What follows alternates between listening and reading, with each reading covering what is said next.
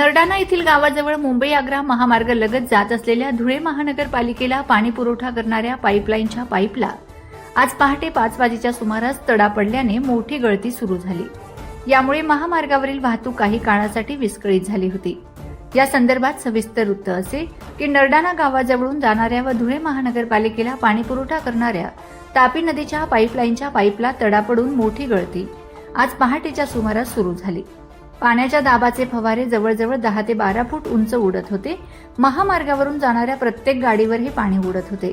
यामुळे बऱ्याच गाड्या अचानक समोर पडत असलेल्या मोठ्या पावसाच्या धारेला बघून थांबून जात होत्या। यामुळे सुदैवाने कोणताही अपघात घडला नाही, परंतु यामुळे महामार्गावरील वाहतूक काही काळासाठी विस्कळीत झाली होती। जवळजवळ 2 तासांपेक्षा जास्त वेळ सुरू असलेल्या या गळतीला नंतर बंद करण्यात आले। गेल्या 15 दिवसात झालेली ही दुसरी खूप मोठी गळती आहे। यावेळी सुद्धा सुदैवाने कोणत्याही शेतमालाचे नुकसान मात्र झाले नाही, परंतु शेतातून जाणारी ही पाईपलाईन जीर्ण झालेली असून जर शेतात अशी घटना घडल्यास शेतकऱ्याच्या शेतमालाचे मोठे नुकसान झाल्याशिवाय राहणार नाही।